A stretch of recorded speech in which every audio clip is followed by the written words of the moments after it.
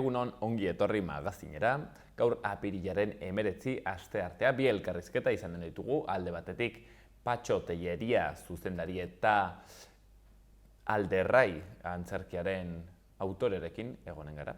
Eta bertze aldetik, gure betiko kolaboradorea Patxi Urrutia izanen dugu hainbat gaietaz solasteko. Az gaitezen betiko edukiak ikusten. Goazen efemerideekin. Apirilaren 19 zen, baina 1013an. Sulaiman al-Mustainen agindupean zeuden tropa berberiarrak Kordoban sartu eta egun batzuetan zehar sakeatzen aritu ziren. Egun berdinean, baina urtean danabat beranduago, 1682an, Salemeko sorginen aurkako epaiketa hasi zuen inkisizioak Massachusettseten. Apirilaren 19an ere, baina 1778an Estatu Batuetako independentziaren gerra hasi zen Ingalaterrako tropen aurka. 1927an, Mae Westi 10 eguneko kartzela zigorra ezarri zioten, sex antzerki lanean erakutsitako lizunkeriagatik. Eta azkenik, 1937an, Frankok alderdi politikoak debekatu zituen bere agindupean zeuden lurraldeetan, eta berri bat sortu zuen, desagertutako guztiak bertan sartzea derrigortuz, denek kaudilloaren agindupean zeudelik. Falange Espainola neurri honen aurka agertu zen, eta bere burua, Manuel Edilla, kartzelean sartu zuten. Lerroburuak.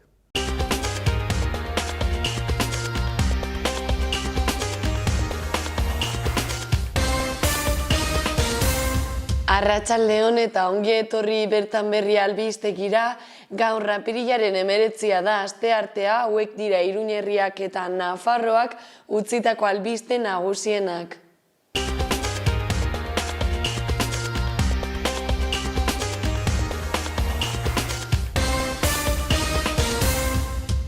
Milaka lagun elkartu dira Iruñan aberri egunean, bakea, burujabetasuna eta demokrazia, Euskal Errepublika leloa aldarrikatu dute EH Bilduk deitutako manifestazioan. Horrelakoa da Ukrainiako errefuxiatuei Nafarroan ematen zaien lehen osasun laguntza. Hezkuntzako ikuskariak suizidioaren prebentzionari dira trebatzen. Nafarroko gobernuak Ukrainiako gerraren ondorio ekonomiko eta sozialak arintzeko erantzun foru plana onartu du. Navarra sumak aurkeztu eta geroa babestutako erlijioko irakasleentzako lege proposamena gaitzesten du ELA sindikatuak. Barainainen hizkuntza eskakizunaren ezabaketa baliogabetu du Nafarroko administrazio entzutegiak. Maskararen erabilera barrualdetan murriztuko duen dekretua gaur onartuko du Espainiako gobernuak eta araua asteazkenean indarrean sartuko da. Irujo kontseilaria lekun berdin izan da turismoaren mundu erakundeak herriari Best Tourism Village saria eman baitzion. Doneiakue bidearen parke berriak Iruñako hegoaldeko sarrera birnaturalizatuko du, lorategiz eta landarez betetako 24.000 metro kuadrorekin. 2022ko ekainaren 24a, ostiralean ospatuko da Arizkun herrian Arizkun Rock jaialdiaren 8. edizioa.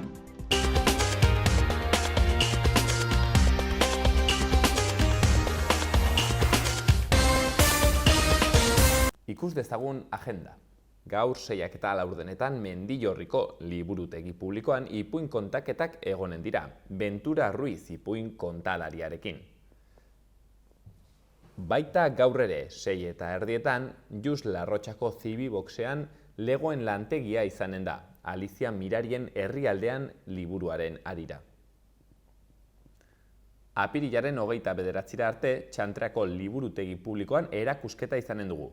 Denboraren kapsulak, liburuetan aurkitutako objektuak, Ana Liluren eskutik izanen da. Maiatzaren 8 arte, Milagrosako Zibiboxen eskuz esku kodokon kodo, hegoalde ikastolako ikasleen artelanen erakusketa egonen da ikusgai. Hegoalde ikastolako lehen hezkuntzako lehenengo mailatik 6.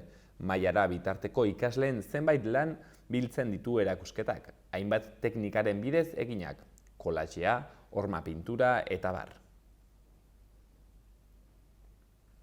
Eta azkenik, maiatzaren 12 arte, Iturramako Zibiboxen irakurketa errazteko taldeak egonen dira. Irakurketa errazteko taldea talde integratzailea da. Hilean behin biltzen da eta hainbat gaitasunetako jendeak parte hartzen du bertan. Ikus ditzagun egunkarien azalak. Az gaitezen betiko moduan Diario de Noticiasekin. Honakoa nabarmendu dute lerroburu nagusiaren bidez. Kataluniako eta Euskal Herriko politikari independentisten aurkako espioitza plana errebalatu dute. Azalpenean jartzen duenez, Pare Aragonesek jarraipen sare bat salatu du Pegasus programarekin, estatuei bakarrik saltzen zaien programa delarik. Espiatuen artean Puigdemont, Torra, Otegi eta Jon Iñarritu daude. Argazki nagusian, Eldrogaz musikaria kontzertu batean. Eldrogaz duela 40 urte bezala jarri dute. Txantrean oroitarazten du 1982ko kontzertua, barrikadaren aurrekaria izan zena. Bertze lerroburu txikiago batean, sektore pribatu eta publikoaren arteko soldata arrakala handitu egin da. Diario de Navarrara pasako gara. Errusiar armadak izua itzultzen dio Leopolisi eta Donbaseko erasoa gogortzen du. Diotenez, munizioa eta janaria urritzen hasi dira Ukrainako indarren artean. Mariupol kostaldeko hiriaren suntsipena ia erabatekoa da. Argazkian, letreroren argazki ezberdinak ageri dira. López Drogeria, Saide Zinemak, Roch Kafeteria, Zori Taberna, Larraina Kluba eta El Cisne Hotela, Nafarroako hiriburuan zehar egindako ibilbide ezberdinen argazkiak. Eta izenburuan, Iruñea, errotuluz, errotulu. Azkeneko berri batean, 40 kasu urtean Iruñean nora ezean darabiltzaten adinekoen artean.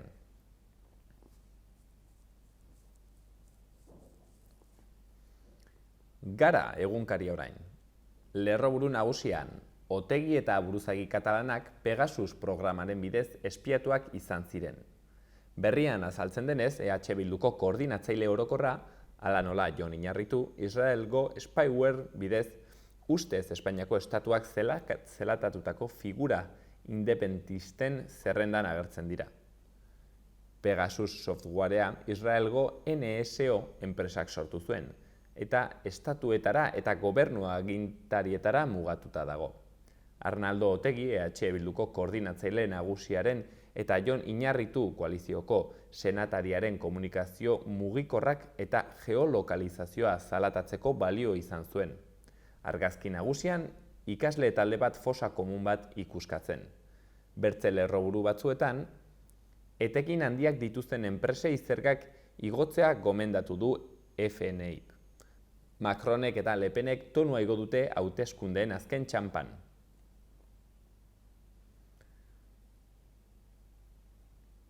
Berria, lerroburu nagusian ere espioitzaren kontu. Euskal Herriko eta Kataluniako politikariak espiatu dituzte. Argazki nagusian, 4 gazte elkarrekin hizketan. Suizidioaren osteko gogoetak, dio lerroburuak. Gertuko pertsona baten suizidioa bizi izan duten gazte gogoeta egin dute eduki dituzten minez, emozioez eta galderez.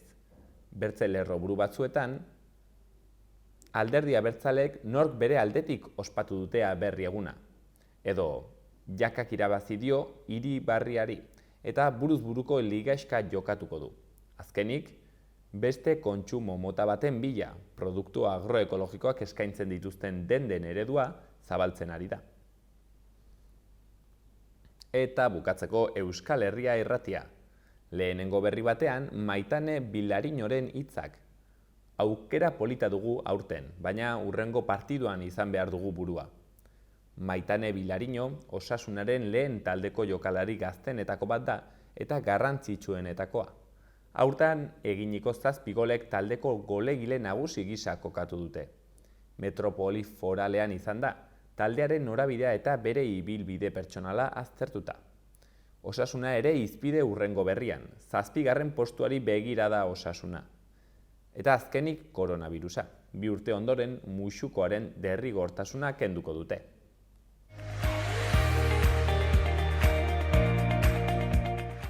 Ikus dezagun orain gaurko eta biharko eguraldia. Gaur, asteartea, giroa goibela eta euritsua izango da. Zaparradak botako ditu, tarteka mardulak eta sarriago kantauri isurialdean, eta egunaren amaieran ekaitzak jo dezake baita ere. Gainera, azken orduetan elurkota 1500 metrotik behera egon daiteke. Ipar mendebaldeko haizea indartu egingo da eta bolada gogor batzuekin ibiliko da. Temperaturak beheranzko bidean jarraituko du eta balio altuenak 10-13 gradu ingurukoak izango dira. Asteazkenean bihar eguraldiak ildo beretik jarraituko du. Zerua estalia egongo da eta zaparradak botako ditu, bereziki kantauri isurialdean. Egunaren lehenengo partean trumoi ekaitzak izan daitezke baita ere. Elurkota igoz joango da eta egunaren erdiko orduetan 1200-1400 metro inguruan egongo da. Ipar mendebaldeko haizea indartu egingo da berriro ere eta Ebro ibarrean ziertzoak traba egingo du. Temperaturari dagokionez, giro freskoak jarraipena izango du.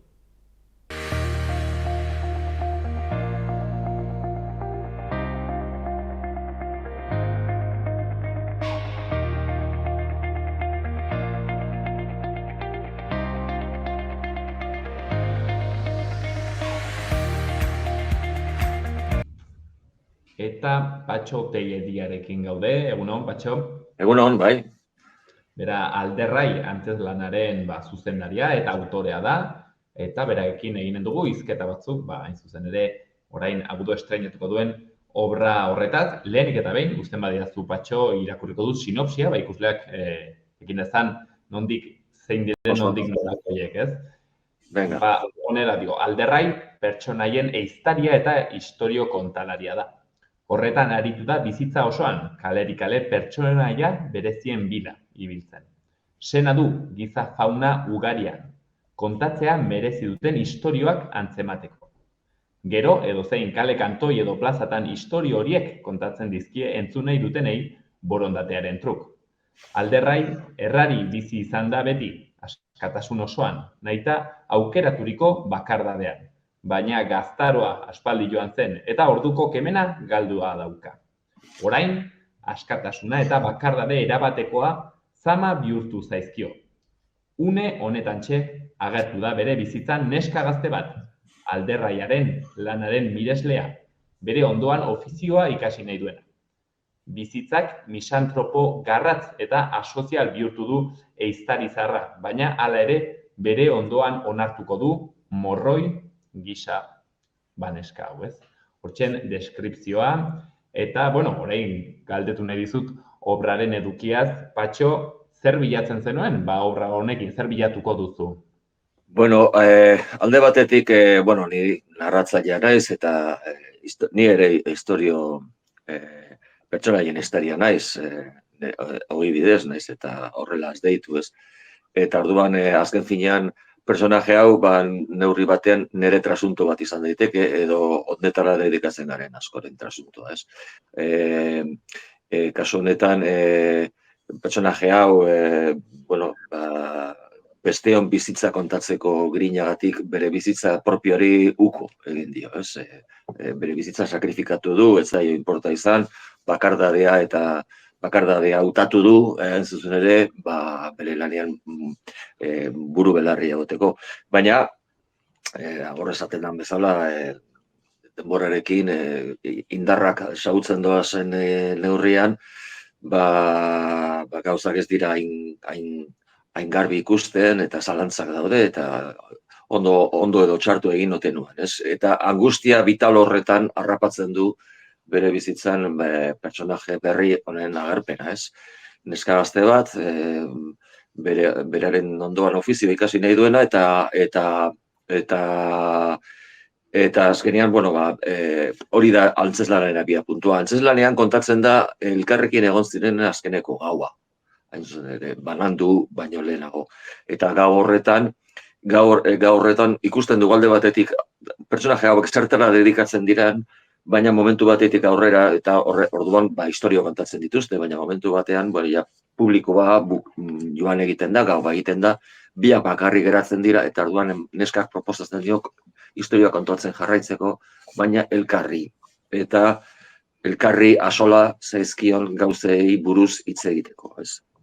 Eta istorio horien bidez, narrazio hau beti kontatzen da istorio solten bidez. Istorio bakoitza besteari gehituta eta hurrengo istorio berriarekin osatzen goaz, puzzle bat bezala, osatzen goaz, haien konfliktoa, haien bizitza, haien erlazioaren nondik norakoa eta haien drama, nolabait esateko, ez? Orduan, zentzu batean organikoki istorio bada, baina istorio bakar hori kontatzen da 10 istorio solteen bidez, ez? Hori da. Eta orduan, azken finean, alde batetik oso gauza unibertsali buruz hitz egiten da, hain zuzen ere bizitzan egiten diren aukerak eta erabakiak, erabaki sentimentalak, erabaki pertsonalak, harremanei buruz, familiari buruz, gizarteari buruz hartzen diren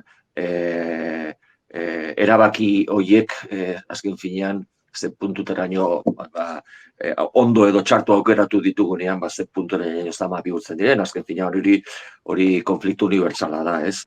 Ez dut gehiagia azaldu nahi, zeren spoilerrak egitea izango zen, eta antzeslan honetan sorpresak daude, eta ekintza aurrera joan ahala, hasieran susmatzen ez genituen gauza asko gertazten dira, orduan apur bat errenka, kojuka azaldu behar dut gertatzen den. Baina haien historio pertsona kontatzeaz aparte ere, narrazio buruzko, eta azken finean, nire ofiziari buruzko hausnarketa bada, ez?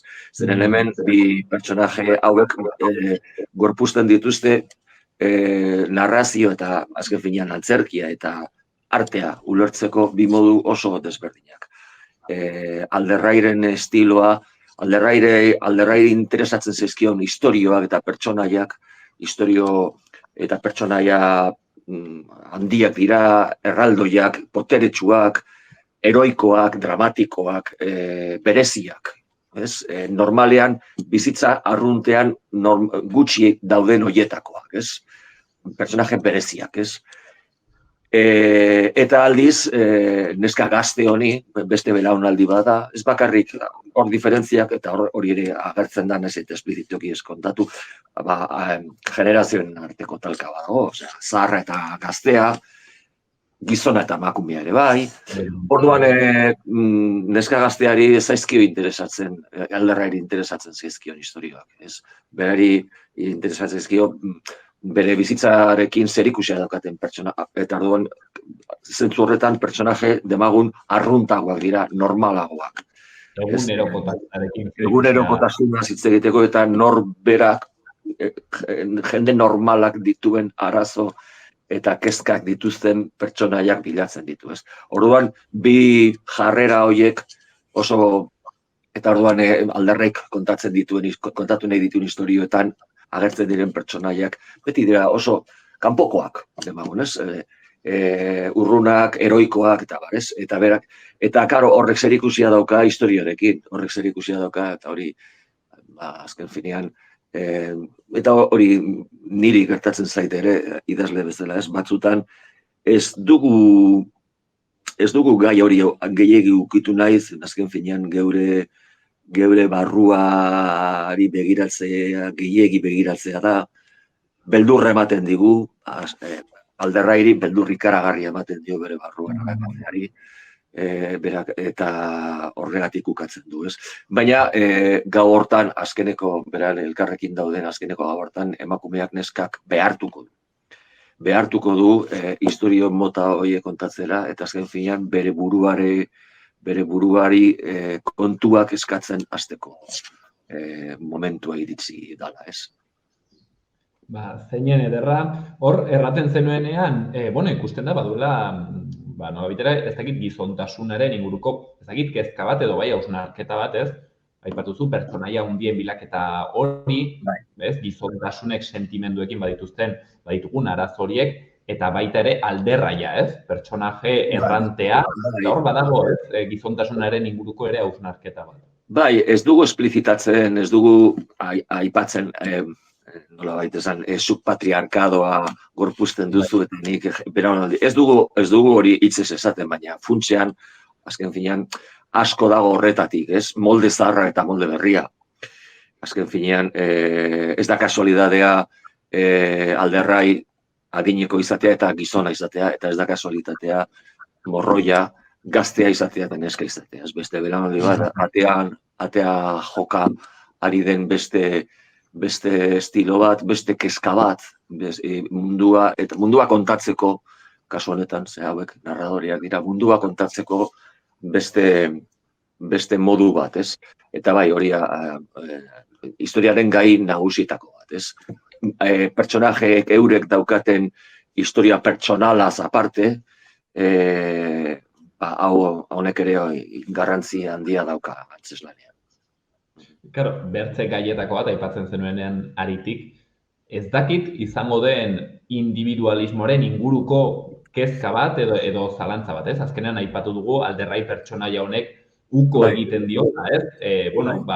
Bere bizitza bat sortzeari bakardadea bilatzen du, sakrifikatzen du, eta hor ez dakit, segurazki jende handiz identifikatua sentituko da, ez? Gaur egun pentsatzen dut eredu horrekin, uko egitearen ereduarekin. Bai, baina aipatu duzun kontu horretan ez dira indesberdinak. Personaje hauek oso desberdinak diren neurri askotan, baina badaukate gauza bat amankomunia, eta da mundua kontatzeko obsesio hori. Eta neska, gaztea bada ere, obsesio hori badauka. Eta segurazki ez da kontatzen, ze, karo, hemen errelebo bat bezala dago, ez? Gizonak, alderraik, lana bere historioa, bere ibilbidea bukatze ardoa, eta neskarena hastear dago, ez? Baina nik esango nuke neska horrek ere nolabait ere bakardadea ere bilatuko duela, bere neurrian, ez? Uste dut, nik esango nuke baietz. Individualismoa, kontatzen diren historioetan, historia bakoitzan mota eta alde horretatik nik dut aniztasun handiko ikuskizuna dela, zeren tono eta gai desberdin askotako historioa kontatzen dira, ez? Segurazki, gaur egungo gizartearen gaitz eta aje askori buruzko gaiak ipatzen dira, ez? Individualismoa agertzen da, jakina, kompetentzia arratoien lasterketa esaten dena, ez? Gizarte kapitalistaren, gizarte industrializatuaren, gizarte mekanizatuaren makinazio eta gauzatze, pertsonen gauzatze hori agertzen da askotan, ez? Historio batzuk nahiko sozialak dira, baina beste historio batzuk oso personalak, baina kasu guztietan antzeko kezka bat agertzen da historio guztietan. Naiz eta batzuk, esan bezala, tonos batzuk, hemen ez da komedia bat, inola ez, susmatuko duzuenez, badira historio batzuk, segurazki xamurragoak edo gozoagoak, eta beste historio asko oso latzak dira, ez? Baina gaia beti, kasu honetan historio bakoitzak gizartearen gaixotasunei buruz hitz egiten. Begira. Patxo, bertze, segurazki, ezaugarri karakteristikoena, ez, obrarena, izango da bere narrazioa, pentsatzen dut, bere narrazioaren modua, aipatu duzu puzzle bat bezala eraikitzen joaten dela, ez, narrazio txikiekin. Ez dakit hor, ze bilatzen zenuen horrekin, zerbait konkretua bilatzen zenuen, azkenean, ez, badirudi, agian gehiegi erratea da, baina alderrai ere bere gizontasun horretan eta sentimenduen arazo horrekin bilatzen du modu ez zuzen batean ere bere burua aurkitzea, ez? Eta bilatzen du akaso narrazio horien bitartez bere burua eta bere kezkak argitzen joatea. Nik esango nuke eta hori lehenago esan dela bezala ez dut gehiagi destripatu nahi, baina alderraik bere ibilbidean bere buruaren gandik iesi joan da neurri handi batean. Kontrasankorra ematen du, azken finean askotan esaten da, artea nor bere burua ezautzeko bidea dela. Izan leike, nik esango nuke orokorrean artea batez ere mundua ulertzeko modu bat dela, eta alderrai zentzu horretan zintzo saiatu da. Baina ez bere burua ezagutzearen bidez, ez?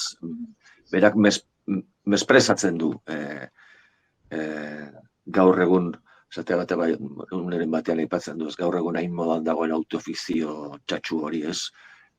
Kontu guzti horiek berarentzat moda baldarrak dira, ez? Bera hori mespresatzen du, baina azken finean, lehenago esan dudan bezala, ez dut gehiagit estripatu nahi, baina berak ez du bere buruan gehiagi harakatu nahi, azken finean kaka asko daukalako. Eta gainera susmatzen du bere ondoan dagoen neska horrek kaka horren berri edo berriren bat baduela, eta gainera ez daki zergatik hor misterio badago, ez, eta azken finean antzeslan baten tentsioa eta ikuslearen ikusmira sortzeko, misterio pixka bat egon behar da, ez, eta hasieratik dago misterio hori, ez, neska honek zer dakitaz, ez, zer daki, nik jakiterik nahikoz nukeena, ez, orduan, bai, hori da, azken finean, berak ez du bere barruan bilatu nahi, ez. Hortzen trama interesgarri hori ikusi beharko da obra, ikusteko zer gertatzen den. Beste aspektuetako bat, patxo da, alderraik bilatzen dituen obra horiek, dutela denek errealismo puntu bat, ez? Ez dakit honekin, zerbait erran nahi zenuen, motibado bat dagoen horrekin, ez dakit den, egin batean igual, jendarte pixket, Disney jendarte batean bizi garela, ez, fikziozkoa, ez, orai fikzioak du gailentasun gehiena, eta hau da, nolabait errealismo baterako itzul. Horre, azken finean, eta personaje honek literatura gorrotu du, fikzioa gorrotu du. Eta horrek ere kontrasankorra ematen du, bera narradorea da, ez? Baina berak hasieratik insistitzen, eta horregatik bere burua definitzen du ehiztari bezala. Berak ez ditu personajeak imaginatzen, berak ez dauka irudimenik. Hala esaten du, berak ez dauka irudimenik, berak ez du sortzen, ez da sortzaile bat, ez da artista bat. Berak aletik doa, trampero bada, taberna batean sartu eta trampak ipintzen ditu eta personaje interesgarri bat harrapatzen badu, ostras, bere bizitzaren noraberak, goraberak ezautzen ditu eta gara kontatzen ditut, ez? Horrek importantzia dauka historian zehar, orain ezin dut gehiegi kontatu zergatik dena importantea, ez? Baina oso importantea da berarentzat azpimarratzea kontatzen duen guztia bizitza, benetako bizitza dela, ez. Eta gainera benetako... Bai? Bai, galdetu nahi zenuen, ez dakit horretarako inspiratu zaren, errealismoaren autoretan, nik ez ditut gehiagi ezagutzen, baina, badakit balzak eta horrelakoak, ez, zagunak direla zentzu horretan, ez dakit, bilatu duzun horre referentziaren bat. Ez, errealismoa, balzaken errealismo eta literatura oro barre, Hemeretzigarren mendeko literaturaren errealismo hori, horren muina da, pertsonaje fikziozkoak sortzea, garaiko errealitatearekin oso lotuak eta oso sartuak, baina azken finean fikzioa sortzen da. Personaje honek egiten duena, azken finean izango litzateke gehiago erreportari, sortzaile bera kazetari, bizitzaren kazetari bada. Kazetari bati exigitzen zaio, kontatzen dituen gerra reportari batik,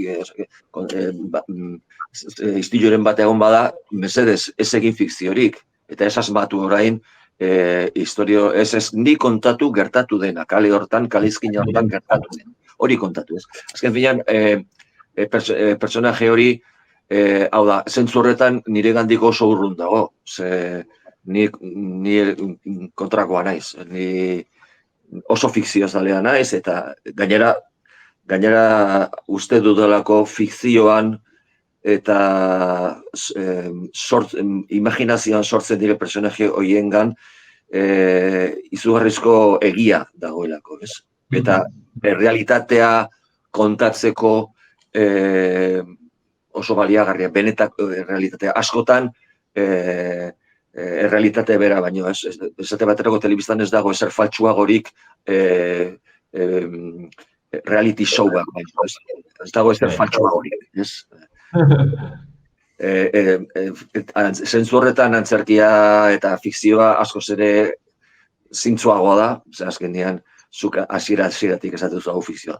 Orduan, nik sortu ditudan pertsonaje hauek, Alderraik eizatu ditu personaje benetan egian nik asmatu ditut fikzioa dira. Baina nire historia honetan eta kontatzen diren historia ez dira fikziozkoak. Benetakoak dira. Eta gainera, historia bakoitza azaldu aurretik, pertsonaiaren ezaugarri fisikoak aipatzen dira. Pisua, altuera, iliaren kolorea, hasiera batean ere nortasun agiriaren zenbakia ere sartzen da azkenean kendu nuen azkunegia geratu. Baina azken finean hau ez da fikziozko personaje, hau benetako personajea da. Azken finean haiek ere pertsonai bihurtuko direlako historia horretan. Azken finean bera eta bere morroia neurri batean historia horretako pertsonaiak izango dira. Eta hor ere haiek egiazkoak dira. Fikzio horren barruan haiek egiazkoak dira. Itxaron berko da obra ikustera, jakiteko zergatik duten lako obsesioa, ez? Errealismo horrekin, zer erraten duen horrek haietaz eta zer dagoen horren atzean. Bukatzeko galdetu nahi dizun, Patxo, Mikel Martínez... Zer ikusia dauka, azken finean, elkarri egiak esaten hasiko direlako, eta elkarri egia kontatze horretan sortuko dira haiek gorpuzten dituzten pertsonaiak. Orduan, logika dauka historian barruan. Kontrapunto interesgarria da, ez? Hori, Alderraik duen errealismoko historien bilaketa, baina gero uko egiten diola bere barneko errealitateari, ez? Hor dago kontrapunto interesgarri. Kontraesan ez bete dago, bizitza, bizitzak zulaturiko pertsonaje bada, ez?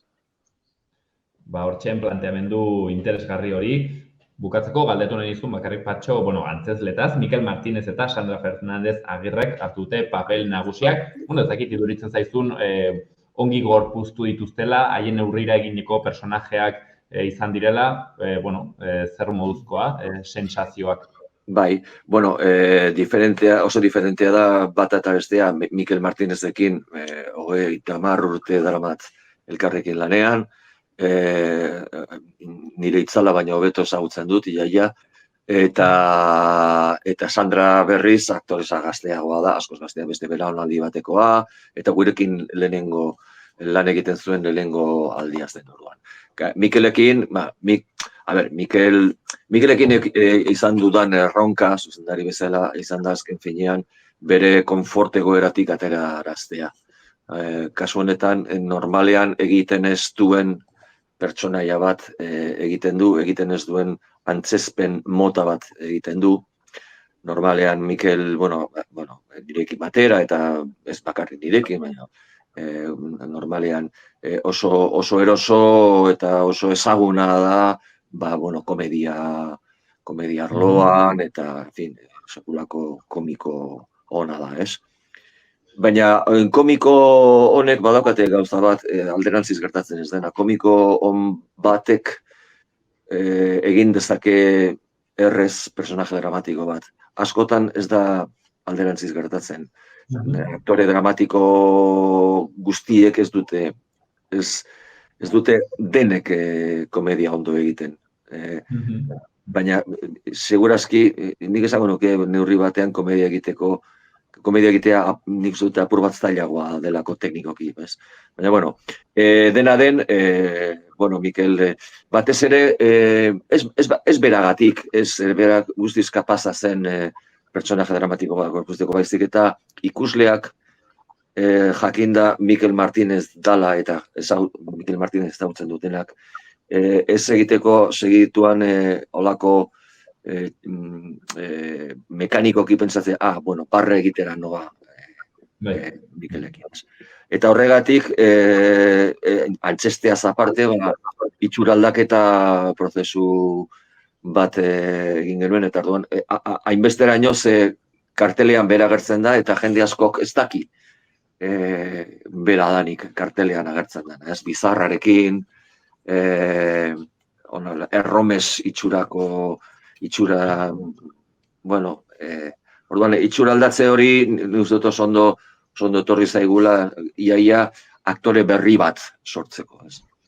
Eta Sandrarekin, bueno, gure lehenengo kontaktua zen, baina gaur egun belaunaldi berriek, bueno, oso prestatuta datoz, dena dakite ondo, ondo antzesten dute, ondo mugitzen dira, agotz garbia eta gozten dute, ondo kantatzen dute, ondo dantzatzen dute, ez. Asko zere prestatuago daude, gu belaunaldi zarra, baino ez. Eta orduan, bueno, oso arreza izan da, biokin lan egitea. Edo zein kasutan, kombinazio aski interesgarri izango da, horre ere Mikel Martinezi jarritako erronka, beraz, bueno, badire elementu interesgarri handit. Okerrez banago, datorren apirilaren 27an, ez, Iruñako Nafarroko Antzerki Eskolan, egongo da ikusgai antzezlan hau, arratsaldeko 7etan, eta seguro bertze toki batzuetan ere bai. Beraz, bueno, Pello Patxo Telleria, mil esker honiz, gaur goizean gurekin egoteagatik, eta aldarraien inguruko ideia horiek emateagatik, espero dugu ez dugula gehiegi destripatu obra, baina bai, elkarrizketa. Ez, gainera, 10 historio daude, ez dugu, ez da kontatu, historio honek dagoan alde ona alde batetik, historio bakarra dago, baina 10 pildora desberdin daude, bakoitza bere hasiera eta bukaerarekin, beraz, ez dugu ez destripatu lasen. Hortxe, Patxo Telleria Alderrai antzezlanaren zuzendaria eta autorea mila esker honiz. Mila esker zuei.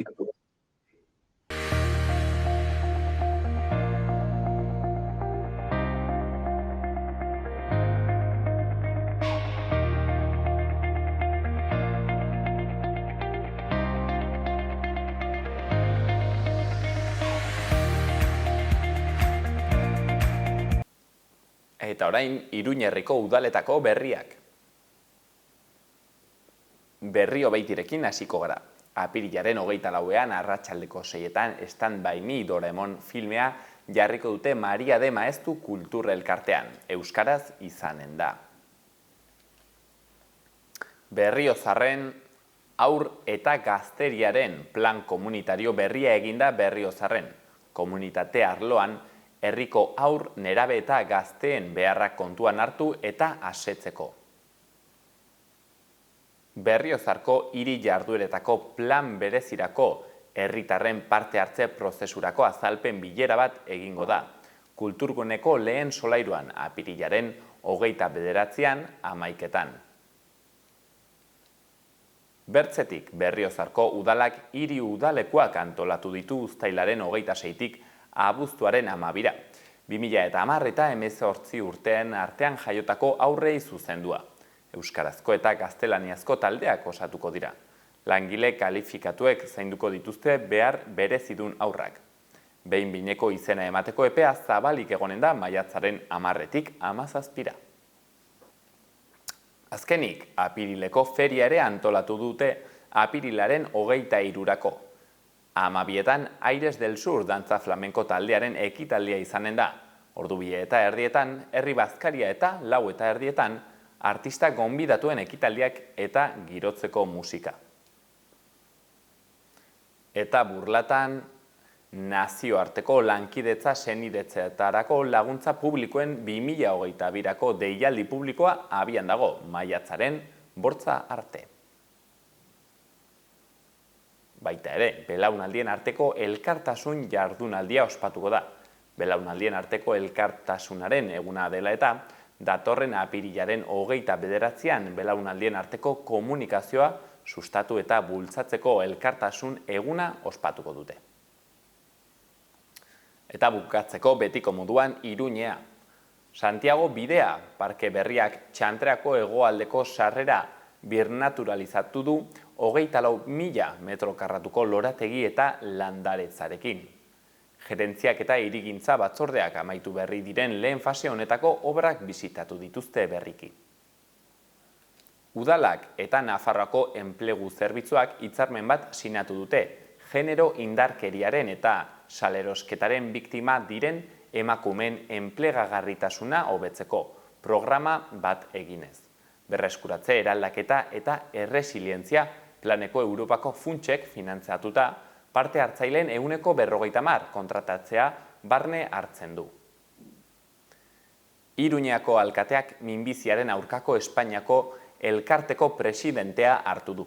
Azken datuen arabera, Nafarroako minbizi tasa 800 eta 31 kasukoa da 100.000 biztanlekiko. Naiz eta gizonen kasuan, tasa 638 kasura igotzen den.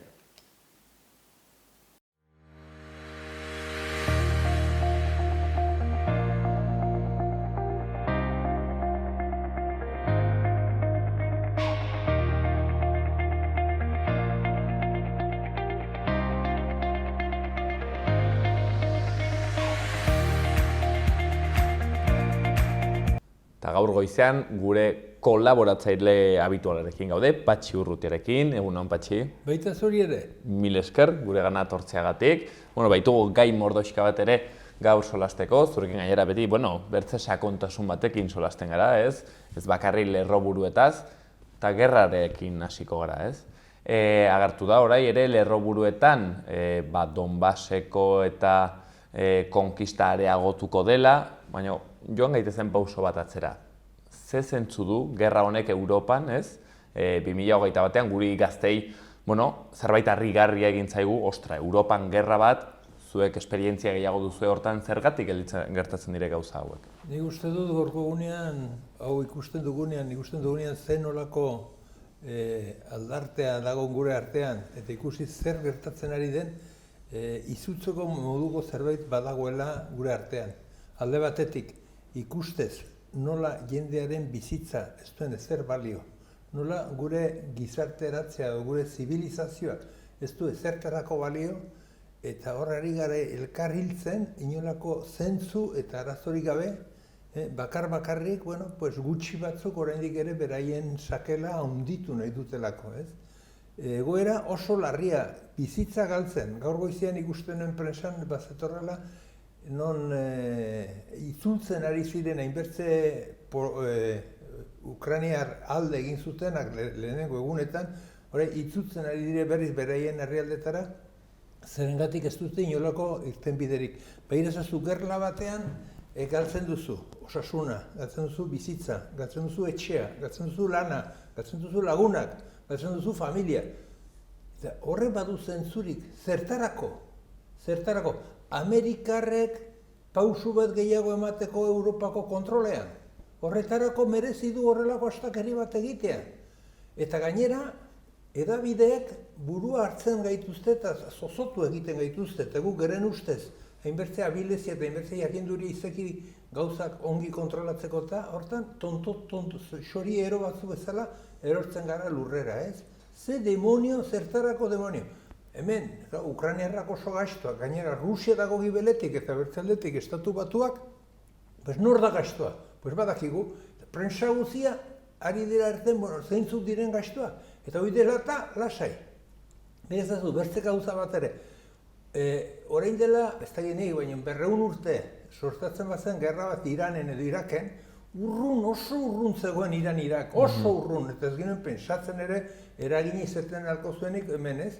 Baina gaurko gunean, Beti kanpo. 2 ordu dira, 2 ordu inbidia dira. Samairko baserri baterako bide bezala zuiak hasi da, hemendik Irakera edo gatea, ez? Eta, karo, horrek kristuen arriskoa suposatzen du. Eta oraindik ez dakigu gainera, nola gerra o eroa dago, ez dakigu gainera xuxen non bukatuko duen. Gauza bat, nik nahiko nukena izan zen, gerla agintzen duten jefe horien guztien semeak, lehenengo lerroan egotea hor, borroka hortan, orden behar bat ikusiko zuten, baina beraiek kanporagatzen dire, beraiek bakarri daude, ikusten nola hortik etekin gehiago ateratzen alko dituzten, gerra bukatzen denean, ez? Nik uste dut hemen erreflexio serio bat, atzok usinulaik Chomskyk eta konpainia gorari zirela, deialdi mundial bat egiten gerla gelditzeko, hortik dagoela bidea. Eta Nafarrek, eske gure gizartean gezurra da nagusi. Begira ezazu, gu ere gerra hortan sartua gara, eta nola errain duzu? Bardeak ere entrenamenduko eremu bat dire. Eta baina nola diru pixket ematen dut horko udalei, hau ez daukitu behar. Baina nola ez? Zer balio hemen bizitzak, duintasunak, askatasunak edo dirua? Zertan gaude? Eta, karo, holako egora batean, hasi beharko genuke pensatzen zerbait gehiago, porque zu imaginatzen zure Berriozarrera sartzen ziren duzela hemen 40 soldadu beren fuskoa bere besopean, eta hasten diela tiroka eta zu hemen ieska nonbait ibili behar. Eta gainera nola euskalduna zarete urrunago barko zenuten beste baino. Eta, normaltasun oso, telebistan ikusten dugu zenbait, erdiak gezurrak edo lauetek hiru gezurrak, baina nala eta guztiz ere badago ikusteko nahiko, zen olako giroa sortzen ari garen eta zen olako bizikalitate miserablea zabaltzen ari garen. Bizu, Bigarren Gerra Mundiala bukatu zenean, orduen erabaki zuten ONU antolatzea, gerra gehiago izan ez edin. Eta begira, nik uste dut geroztik 200 bat egun edola izan direla gerrikabe mundunten. Beti izan da gerren bat. Eta gerroietan denetan estatu batuarrak. Beren negozioak mantentzeko ejertzitoa bigortzen dute, baina ez da demokrazia, eta gaina erraten gaitute demokrazia kontzeko dela, bitzetu, detailetxo bat. Afganistango gerra, Afganistanen sartu ziren gerran, Amerikarrek Iraken sartu ziren gerran, Osama Bin Laden zagoelako tartean. Osama Bin Laden metxe txiki batean, otoitzean zegoela hartu eta deusgaldin gabe tirokatu zuten. Baina zuek, zer gezurra gaizaterten hemen? Zuek onak, gizon horri ez dioz ez da defenditzeko eskubideare eman. Eta zuek Amerikara zaten demokratak. Zuek dakizen nola babesten diren giza eskubideak. Uste dut momentu oso larrian gaudela eta gai honen inguruan pausuak eman behar ditugula, baina erabat berze zentzu batean. Non personak duen balioa eta bizitza duen balioa, harreman sozialak, maitasuna duten balioa. Baina Patxi, batzuek erranen dute horre ezin zara ekidistantea izan, ezin duzu erran, hau gerra da eta listo. Nik bakea aldarrikatzen dut, gerra txarra da, zeren erranen du jendeak. Klaro, baina eske Ukrainiak defendatu beharko du burua. Hemen arazoa Errusia da, hoi erranen dute. Baina horri nik erantzuna badiet emateko, bakarrik indarrik ez. Beraiek errain dute, egin behar dila, Saharan zer egin behar da. Zertako ez dituzten Sahararri beren etorkizuna, beren bizimodua aldarrikatzeko? Zer idea paste Palestinan? Zer, hartzain batzu ziren, orain dela egun urte hor bizi ziren lasai, handir ziren zenbait jendekarrat, zu ze pensatuko zenuke orain zure etxera, hemendik bazkatzera gaten zarelaik zure etxera hor, zure etxe hartu izango baliz beste jende batzuk, eta entzuten, zu egun erea da, zu ospe hemendik eta begira gainera hemen hor dutenik nerekin laguntzeko, osea, kontu zibili. Eta, karo, oide pasten dena beti da kapitalak nahi duela berea haunditu. Eta horretarako edozein tresna ibiltzen du, eta gainera orain arte, eta ongi atratzen zaiena da, armada, ejertzitoa, iraina, atakeak oiedenak mantentzea, indarkeria erabiltzea. Zerta sortzen dire gerra guziak? Zertako gaten dire hemendik Afganistanera gerra bat egitera? Begira ezazu, egunero prensa irakurtzen baduzu, gerra duzu. Eta gainera, zenbait haunitzetan ez dira geri. Adibidez, ez da egiten duzun, Malin 500 soldadu Espainiar zeuden. Leguan aritu ziren tiroka hor. Ikeatute, badozik kanpora Espainiako horiek. Enbertze hildako izan dira, Gao inguruan hor, Goitizko basamortuan. Zertarako gaten dire hemendik arat. Utzi tuaregeak handute basamortu osoa bizitzeko beraien modura. Baina ez, urrea dagoenez, Amerikarrek ebastera. Hau denez, Amerikarrek eta Europarrek ebastera. Hoi ere Afganistanen egin zuten, ez? Aipatzen zenuen lehenago. Gan eta bertako urre guzia hartu. Exacto. Hoi da egiten dutena leku guzietan. Eta, karo, Amerikarre bai dituzte egun testa izen bat base militar. Norbaitek egin duzu Amerikarren kontrako ez, Amerikarrek egiten dutenaren kontrako bain ba naiz. Zergatik eta beraien nola dauden mundu guztian, armekin dena xeatzen, dena izorratzen eta dena agintzen, horrengatik kritiko naiz beraiekin, ez? Bakea ezartzen errangaute haiek. Bai, bakea noiz, nola? Afganistan ez zer utzi dute gibeletik. Zu errepasatu historia guztia, eta ikusiko duzu beraien gara. Bakarrik gertatzen dena da, beraiek hori erranta, jendeak sinetsi egiten diela. Sartua dute inbarneraino gure gizartean. Beraiek direla onak, eta gero gu badugu arazo bat, arazo moralista bat. Onak eta gaiztuen artean behala nahi izaten dugu hor diferentzia bat egitea eta nolabaitea kokatzea, ez? Eta hemen onak eta gaiztok edabideen bitartez ematen zaie kalifikazioa, ez? Eta ez naski beraiek egiten dutenaren, nola dira, estatu batuetan, tiroka alde guzietan, deus gertatzen ez dena, polizia tortzen da, bez bat ematen du tiro bat ez da zer gertatzen, erran dut, baina gure gizarte duten bertzen modu batera, begiratzen nahi duzun leku, Iraken, gerra nahi dire, Afganistanen, orai dire Pakistanen ere dire berotzen gerra egiteko.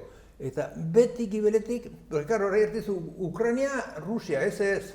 Hor, gerra gaurko egunean, militarki ez da Rusia. Da, Estados Unidos, Rusia. Amerikarra daude gibeletik, zerengatik nahi duten nolabait ere indargabetu Rusia. Eta horrengatik ari dire, bertzen bitartez, ari dire hor, bertze goera bat jarri nahiik eta berriz ere nahi dute sartu Errusiaren barreraino edo bazterreraino iritsi, gero beti beldurkata horra txikitzeko, ez? Baina nola demonio izan daiteke guk ere geren pasibitatearekin eta gero geren bardearekin eta gero deus ez egitearekin, nola guk ere babesten aldugun gertatzen ari den gera ikarragarri hau, bertze gerra guzia bezala ikarragarria dire gerra guziak tartean hartatzen dituzten jendeentzat, baina hor gaude eta hortik egin behar dugu, deialdi bat nik egiten dut, hemendik entzungo gaituzten guziei, mugitzen hasi behar dugule, ezin dugule utzi mundu hauela, zerengatik gaur haiei tokatzen zaie, bihar guri tokatuko zaigu, eta gainera gerra hau ez da bukatua, eta gerra honez zabaltzeko arriskua badu, eta zabaltzen bada, hemen izin da, eta gainera kontuten eduki gauza bat, guk uste dugu oso demokratak garela, baina begirazazu, guk erabaki bakarra, Estatu Espainiarrean, erabaki bakarra hartu izan da referendumean. Eta hori izan zen, errateko otan kanpora hemendik. Eta hori ez da gero bete. Erabaki bakarra, demokrata bakarra hartu duena herrialde honek, estatu honek, gero hori ez da bete. Eta orain ondorioa, karo, hori arraten zuten ere bai. Europa bezala, zentzu estrategiko batean, ea nora gaten nahi den, jende hondiet kritikatu du. Ez alden egiten nahi, estatu batuen txontxongilo papera, eta zuk erraten zuenena, gero hori ere etorriko zaizkio ondoriok, seguraski ere, Europako gainerako herrialdei, kusiko da nora joaten den gerra hau. Edo zein kasutan, gerraren bertze ondoriotako bat, Patxi, hain zuzen ere, ekonomia erabat global bat dugulako, ez, merkatu erabat globalizatu bat, eta segidoan sumatu genuen, Rusiarekin konfliktoan sartu ginenean, gure supermerkatuetan eragin zuela, ez? Eta nola Errusiak izanik erregai fosilen batez ere gasaren monopolio hori edo baliabide handitz horrek eragin du, ez? Hemengo elektrizitatean, prezioetan eta bar. Ez dakit, nola ikusten duzun hau, prezioak igo dire berriz eta 11. aldiz pobretze bartean sartu gara. Zurren gainean dabiltzatela hemen. Hemen ere, hoxe bera gertatzen ari, zeren, erratute, gerraren ondorio batzu ditu, oso gasto dire bertziak hil egin behar ditugu. Eta bertze aldetik, heldu de, horkoa beratxa, Unet negoziatzeraia zenbat ordaindu behar duen petrolioa. Zuek, zaltzate gerran. Eta gerran bazaudu eta zerran izate elkarrekin hemen negoziatzen. Edo bakea, edo deusez. Gerran negoziatu daiteken gauzak. Ez baina, negozioa, denen gainetik dago negozioa. Eta hori dire, hemen gerran, hemen armak ematen, gainera, bueno, sartzen dituzte armak, beste negozio bat. Zituzten arma zahar guziek, hori pumpa sartzen dituzte. Eta hori egiten ari dira, ez dute bertzei pensatzen. Eta karo, guri erraten digute gerraren ondorioa dela hori.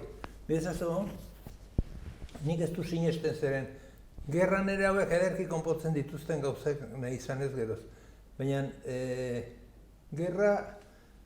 gerrak eragin ikaragarria du, baina zenbait gauzetan ez zerengatik elektrizitatea gerra baino lehen hasia ziren igotzen. Zertaz, beraiek hartu zutelako zor, arau bat, norma bat, ez da egin nola egina, eta horrek ertentzien jangoikoaren bitartez edo, noren bitartez edo, igo behartzela. Zerengatik, nola baitere argie etxetera eramatea, ez du zer ikustekorik horren balioak, horren prezioak, praktikan eramaten den prezioarekin. Ez dute erran zeren eta langile igo dietela eguneko 10 soldata eta horren ondorioz behar dutela igo, ez. Erran dute, badituztela beraie formula batzuk eta formula horien arabera igo behar dela. Orain arte beti merkataritzan guk alaik esi dugu behintzat. Bat produzitzea gauz bat zenba balio duen, horren alaberako prezioa gero behar duzuzuk ordaindu. Hemen ez du importezen olako kostua duen horre produzitzeak. Nonta nik agintzen duten, nik erraten du zein den prezioa. Eta zuek denak isilik eta... Baina, hori du gerraen berze ondorio bat izaten dena, prezioak, komertzioa, dena kontrolatzen dute, dene bere modula jartzen dute, eta nahi duten egiten dute, zerengatik gerra baten ondorioz lanik aski izaten dugu. Izaten dute, parte hartu dutena, gero berren bizitza mantentzeko ez. Zuk ikusten duzuna, Patxi, da hau dela 11. estutze bat, ez? Beti bezala, langilei estutzea, prezioak oratuz eta pobretze orokor bat. Zalantzarik gabe eta gainera ikusi dugu eguneko 10 igotzen ari direla prezioak, pentsazu norat eramaten gaituzten, oraindik gure gana heldu den miseri. Horai bai, arazoa da Putinek du horren errua.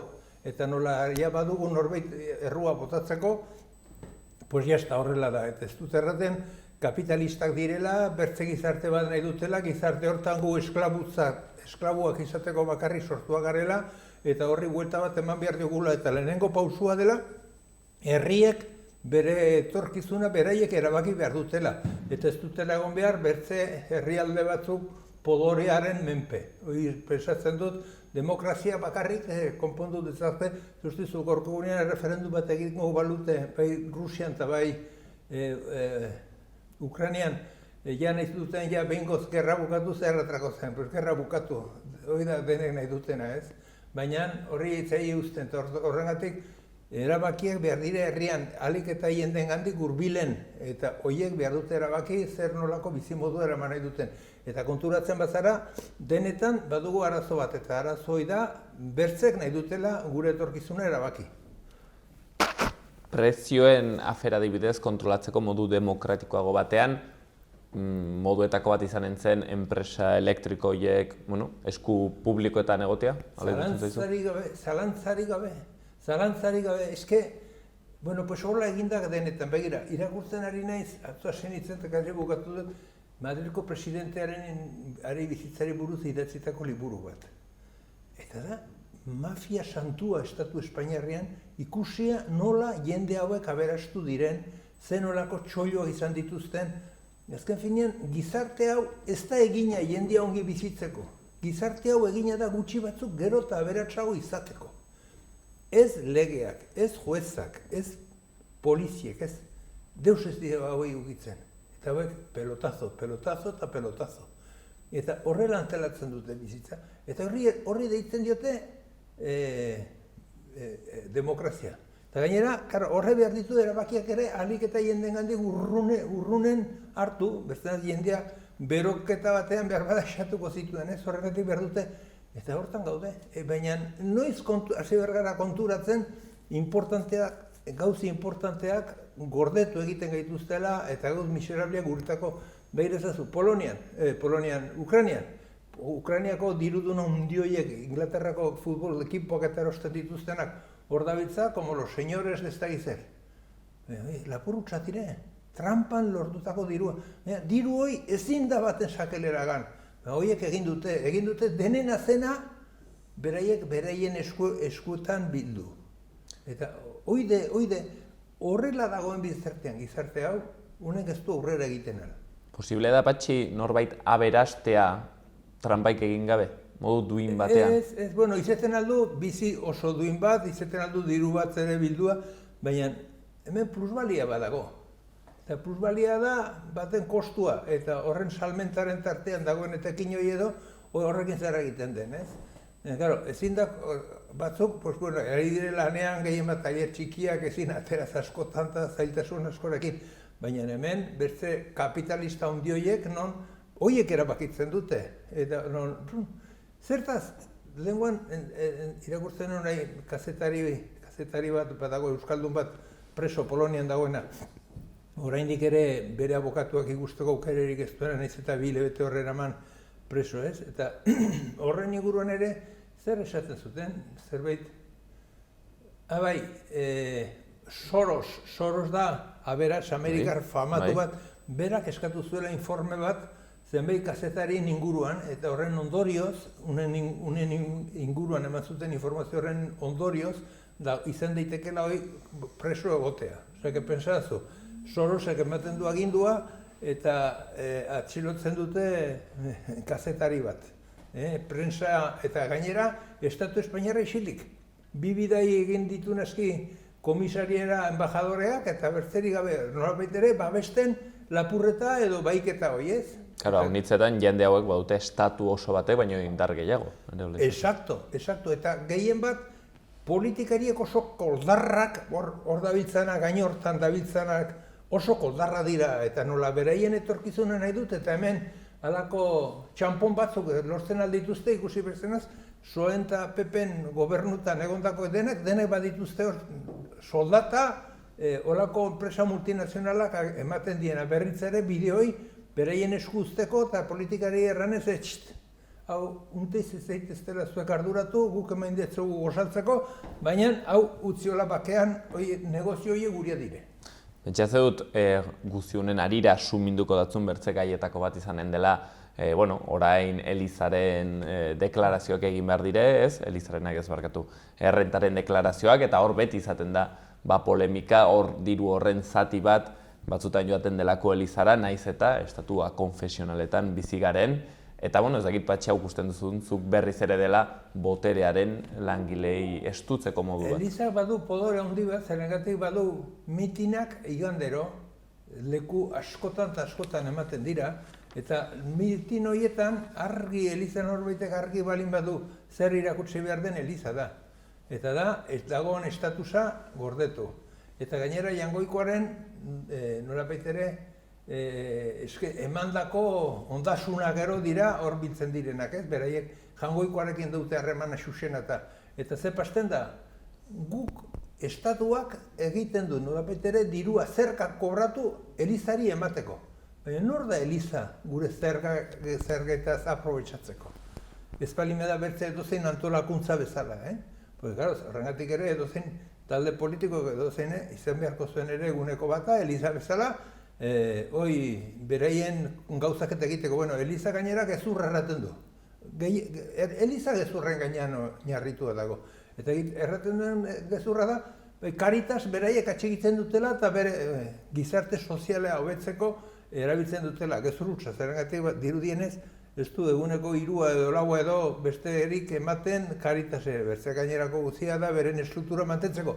Eta hemen salatu nahi dut, beraien estrukturaren gastu handienetariko bat bakizu zein den? Kope. Dagoen irratirik astuena, eskuin muturrakoena, Estatu Espainiarrean, da Elizaren irratia, Elizaren telebista. Ez da Radio Maria? Ez. Kope. Kope. Eta horra joaten da, hien finanziazioaren zati handi. Radio Maria galtzen du, zenbait jendendako izan daiteke, galtzen du, baina kope nolabait ere erakusten du beste itxura bat ematen du, ez? Eta hortan ari direta, gu eri gara kope ordaintzen. Eta kobratzen gainera, Eliza kobratzen du, kobratzen gaitu guri, gero, estatua kobratzen gaitu guri, gero Elizari emateko, ez? Eta, claro, berezazu bertze detailetxo bat.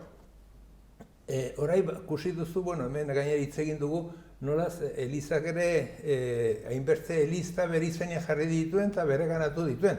Adibidez, 30 euron truke, Sevillako giralda Elizarena da, punto, kitxo. Pero ez astakeria egiten dituzten ez. Pues orai berrean eman ditu 13 milioi euro estatuak Elizari, o gobernuak Elizari, katedralak eta konpontzeko. Baina nola, ez dituzte bere ganatu, pues bere ganatu balime dituzte, konpondu dezaztela, ez Eliza da eta Eliza ez daukitzen. Baina erranen dute, jendarte guzian interesekoa dela, hoi? Ez, bai, baina beraia zertako ez dutera solastu, beren Elizkideekin. Zertako adibidez erranen dut, Eliz herri batean, pues Elizondon adibidez, ez? Bueno, pues asamblada, kristauen arteko asamblada, eta kristauen artean erabakitzen dut baina. Nien itzen adosegogo, baina horrek izango zuen zentzu bat, ez? Eta ditzen, hombre, pues ez dago gaizki, ez, isilpian, ez egiten hango jendeak ere horrelako gauzik egin behar zutenik. Hortan gabiltza, eske justiziarik ez dagoen lekuan sortzen dira hauek, eta justizia izateko dirua behar du beren balioa galdu. Behin ez lehen gure herrietan metaziriek egiteko denenak ziren arbolak. Baina, denen nahi zituzten egin, eta nola banatu? Egun batetik hasite egiten altzen nuen, hasten altzinen metaziriek egiten. Eta bakotxak beren indarraren alabera egiten zituen, eta denen dako bat zegoen. Pues orai ere berdin, egin beharko zen, pues bueno, badagoela dira, pues denen artean ikusi, nola antolatu gure gizartea, baina denek ongi bizi daitezen. Bakoitzai bere beharren arabera. Eta hori posible da, zerengatik gaurko egunean baditugu olako gizarte baten ondorio batzuk eta errendatzu dena, ja metazirik ez egite, egurra bai, haziendak atratzen dire larrera, eta denenak diren gauzak, oraindik baditugu gure herri hontan gizarte hau edo gizarte mota hau unek irauten duen biztartean.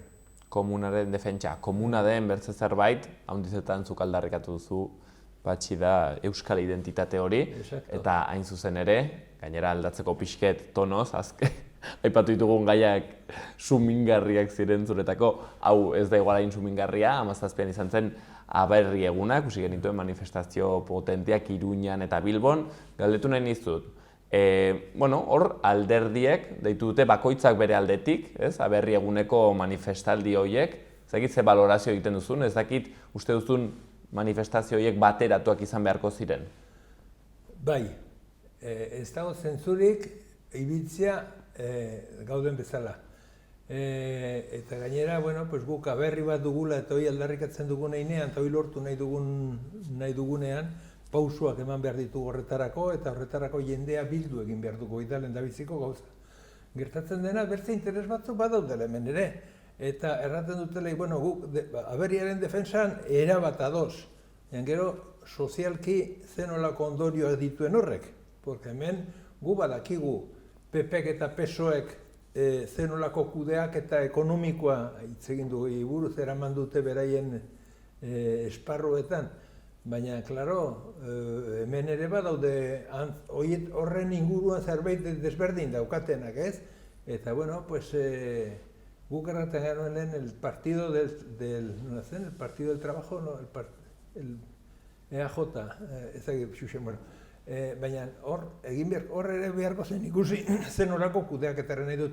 Guk askatasun politiko eta askatasun soziala bilatzen dugu. Badakigu elkarrizketa batean ezin direla gauz guztia mai gainean jarri, baina zenbait gauz bai eta gehien bat, hemen dago aberriaren gaia. Gure aldetik, ezker abertzalearen aldetik, badakite beti edekia gaudela horretara. Eta beraiek egiten dute, eta karo, bi diskurso erabat ezberdin izan ziren. Batean, kritika gogorra ezker abertzaleari, eta bertzean berriz, proiektu bat non gai interesgarrienak eta pozgarrienak adibidez etorkinak. Niri zirrara bat egiten solasien ari zirelek Bakartxo Ruiz alkate hoia, horri buruz hitz egiten, zerren ez, hemen geundela beste edozein lekutik etortzen direnak edo ongi etorriak direla, gure herritarra direla, bertze mundu bat, nolabait ere bertze gizarte bat nahi dugula aldarrikatzen. Baina dena den, PNV berriz aritu zen denbora guzian edo denbora luzean behintzat, erranez, nahi zutela gurekin, baina gu ez ginela duinak, zer nolabait ere beraiek zainduak eta gu deabruak, ez? Baina, juntetu behar dugu, ez dugu, nahi dugu, eta ez dugu lotxarik, hola banatuak ibiltzen garen biztertian. Baditugu ameka pausu elkarrekin ematen alditugunak, eman beharko ditugunak, eta, horien defensan lanien hasi beharko dugunak. Gainera, Patxi, pentsatzen dut, berri gugun honetan, zu bereziki harro, ibiliko zinela, nahiko hurbiletik ukitzen datzulako, bortzeungarren urte hurren horrek, ezakit, Patxi, zure bihotzean ze toki duen Amaiurko gazteluak. Eske, dengoan, nire lehengu zina bat diala, eta noita 15 urtekoak erraten ninduen, gogoratzen zara, gu gaztetan nolakoa zen herri hau eta nolakoa bihurtzen ari den orai. Erabat aldatu da gure, dena, ez gure herria erabat aldatu da. Baina, oso pozik ere, zerengatik, gure historia gorde egin gaituzte. Trampan aritu dire beti gurekin, ez? Eta, nik beti gogoan dut, nik Amaiurko historiari buruz zerbait ikasi nuenean, izan zen behin, inspektore batek bazuen liburuxka bat egin sobre historia Navarra, edo ez zeri buruz, gurpide delako bat. Arzapezpiko inanaia. Nahi izan zuen arzapezpiko. Eta horre bazuen, eta han patzen zuen leku batean patzen zuen. Y cayó Maya a consecuencia de una a pesar de una feroz resistencia. Zer da? Izan zen, lehenbiziko aldia. Berela, etxera zer zen feroz resistentzia, lehenbiziko gauza, eta gero jakiteko zean Amaiurre zer pastu zen, ez? Hoi zen, nik izan dituenik, 15 urte, lehenengo gaurko egunean, umetxoak, igandean, larun batean, izan zen, Gazte martxa. Ez, liburu, komiki baten aurkezpena, Amaiurko historiari buruz, Urmenetak egindakoa. Eta umetxoak zeuden denak aiziren ikesten, zein zen gure historia, zeintzuk diren gure aldarrikapenak. Hemen ere, guk nahi dugu, guk erabaki, eta gainera gauza bat badago, Amaiurren guk erabakitzen dugu batzarreak, nola udala urruntxago dugunta, baina eguneroko gauzetan eta, geren junta delako hoi edo, horrek egintzen du, eta horrek egiten ditu ameka gauz, ez? Eta horrek gure bizitza landu egiten du ikaragarrikeria. Horregatik, eta gero, ikustea martxa, gazte martxa, edu zela, osondotik behitik gero zetorrela ia gaztelu aldera, zen olako jende pile, zen olako ikurra pila, izan zen mundiala. Arro egotekoa bortzeun urteren ondotik, ez? Aizet, ikusiz gainera gero Amaiurko jendeak nola antolatzen duten dena, gauz guziak eta nola parte hartzen duten, Horri izan zen aipatu duzuna, ez?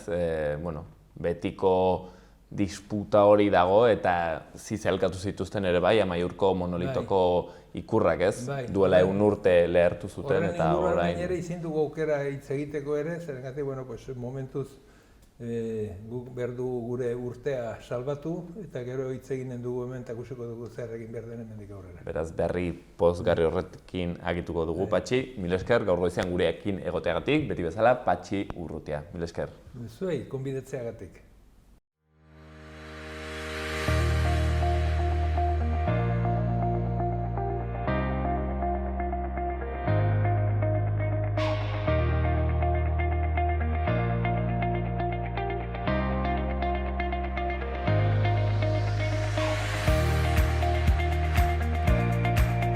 Hau izan da dena gaurkoz magazinean bihar gehiago, mil esker horregoteagatik.